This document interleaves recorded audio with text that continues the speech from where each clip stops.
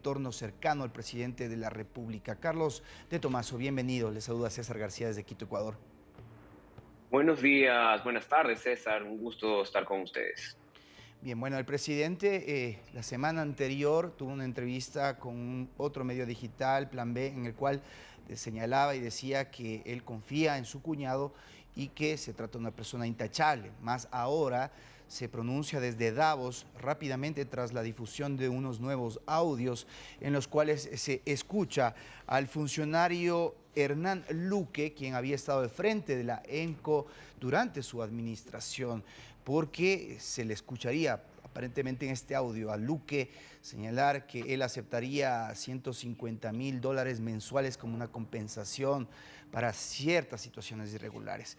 ¿En qué medida el gobierno hizo mal o bien en esa primera reacción y ahora con esta orden hacia las entidades involucradas para entregar información a la Fiscalía?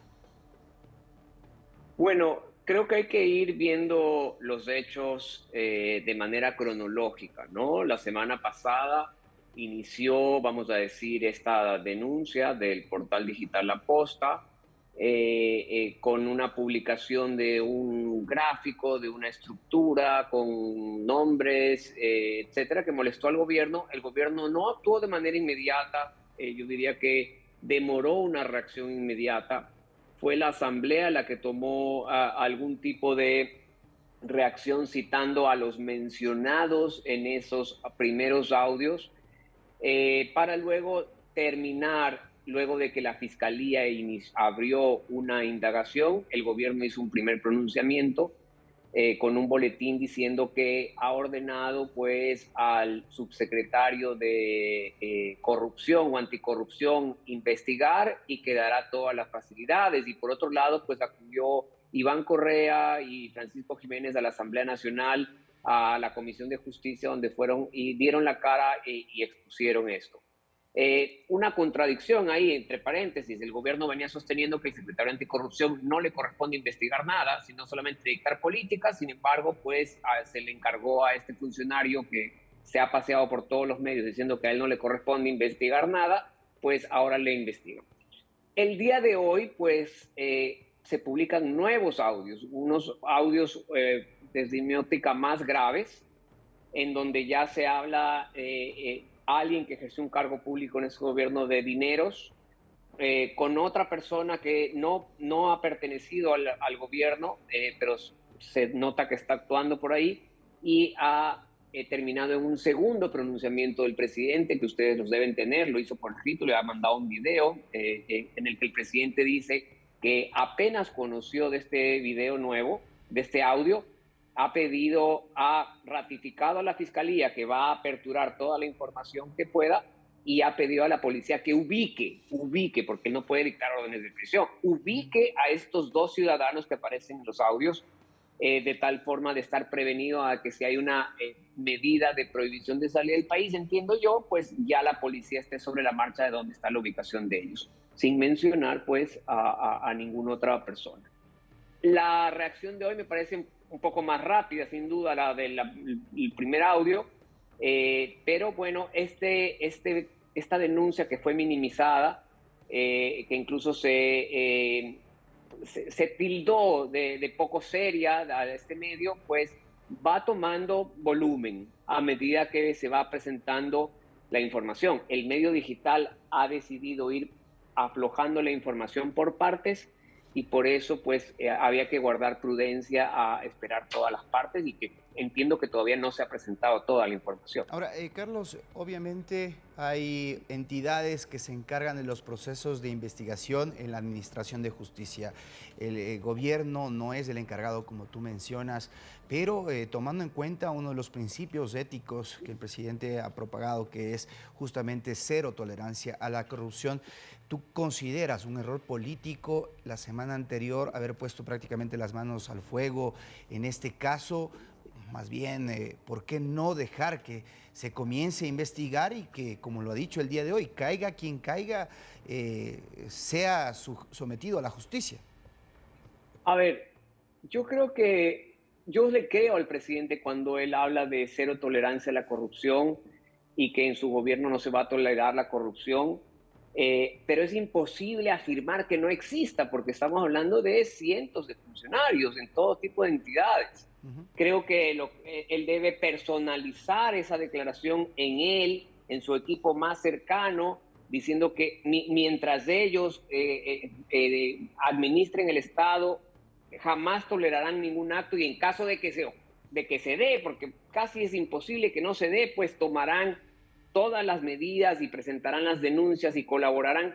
Esa creo que debe ser la respuesta más correcta.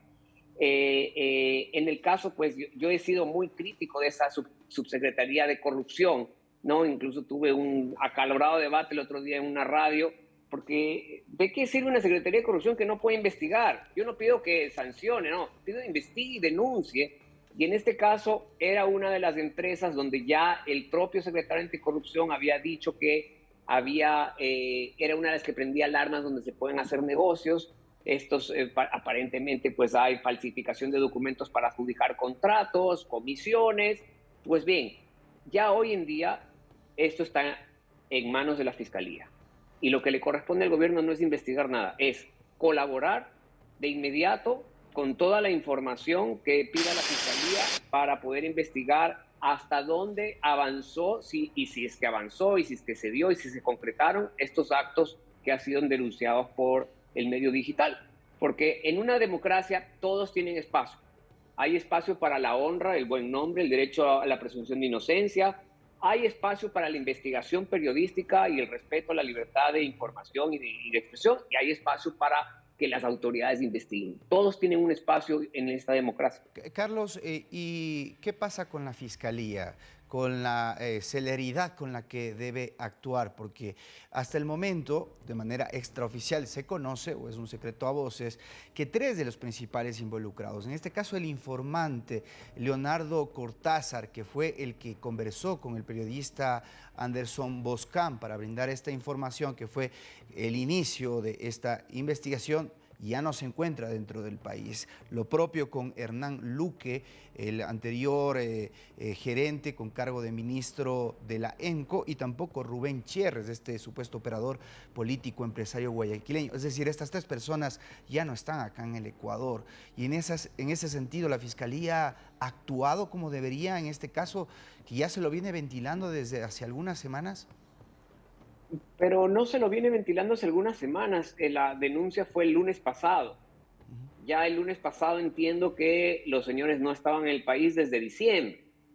Eh, yo creo que no se dieron los tiempos a lo mejor para que la fiscalía logre actuar y practicar las pruebas y tomar las cosas adecuadamente, porque la denuncia en sí, más allá de que se venía anunciando, nunca había sido presentada en sus audios, en sus documentos. Entonces, desde mi óptica, poco se le puede reclamar en este caso a la fiscalía. Si pudiera ya ahorita que hay todo esto, pues actuar, hacer los allanamientos en las oficinas o domicilios de estas personas, a ver si de las personas de las cuales han tomado grabación, ¿no? Porque yo estoy de acuerdo ahí en algo.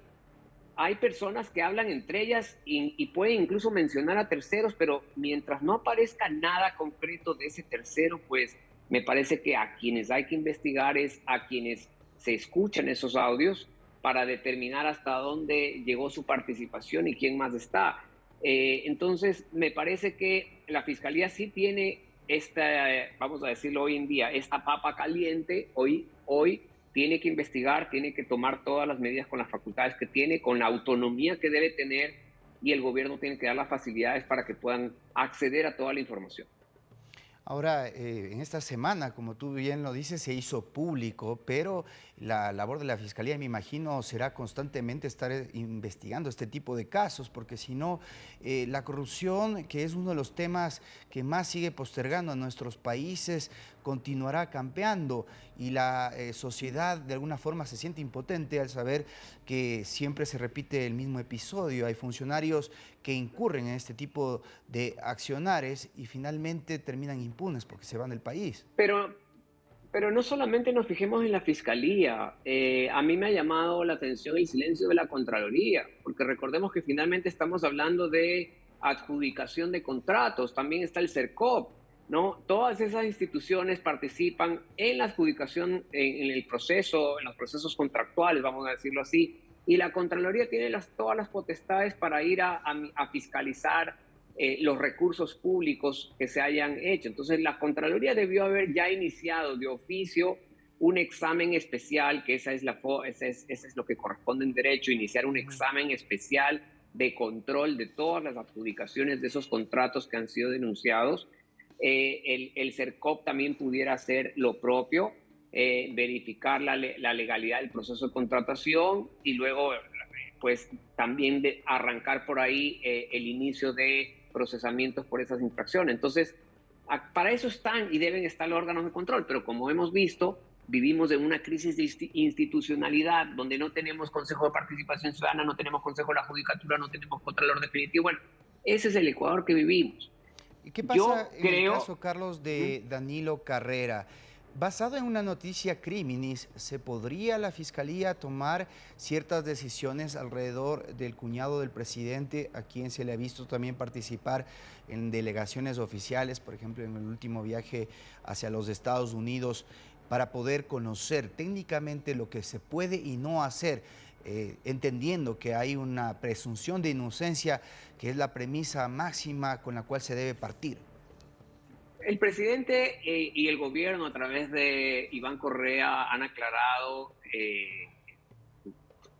claramente de que Danilo Carrera no participó de la delegación oficial. Puede haberse unido allá vía particular en Estados Unidos para alguna invitación específica, etcétera, pero no ha participado en la delegación. Tampoco podemos negar que el nombre de Danilo Carrera ha sido mencionado por los periodistas.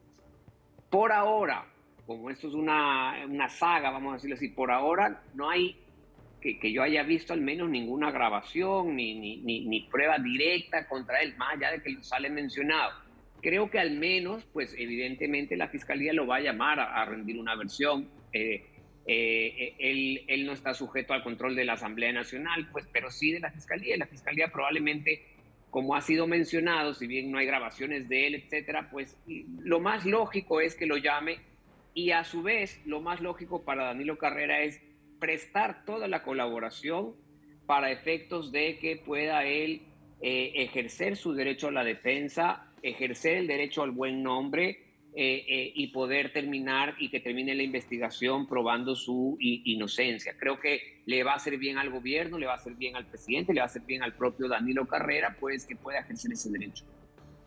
Eh, lo de fondo, ¿cómo poder proteger al Estado ecuatoriano de esta modalidad delictiva? En el caso de la venta de puestos, de la utilización de empresas en sectores estratégicos, porque la ENCO, hemos visto, concentra un presupuesto multimillonario y la capacidad que debe tener o de análisis o de control debe ser especialmente direccionado, por ejemplo, a ese sector en donde no solo internamente, sino también, como lo hemos visto a nivel del mundo, en el caso de Brecht, los funcionarios nacionales son sujetos muchas veces a coimas para poder adquirir contratos en esos sectores que son tan apetecidos por la cantidad de millones que implica una inversión de esas características. Pues yo tendría varias respuestas a esa pregunta. Uno, todo termina siempre igual en las personas, en quiénes nombro, quiénes son, de dónde salieron, cuáles son sus antecedentes. Uno, ¿no es cierto? Eso es lo primero, es eso.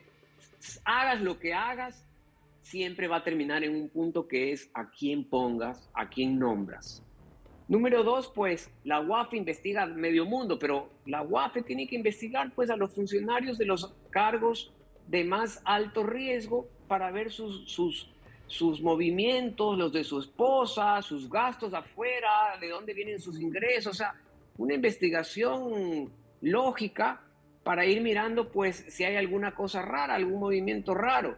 Tres, si se sabe pues en qué entidades puede haber más susceptibilidad de problemas, pues los organismos de control tienen que hacer una verificación permanente de esos procesos, no esperar que haya una denuncia.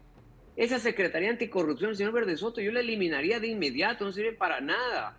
Y gastaría ese presupuesto en nombrar fiscales o nombrar auditores de la Contraloría para este tipo de instituciones y de procesos que puedan estar más verificando de manera permanente esos procesos. Creo que hace falta de control en campo.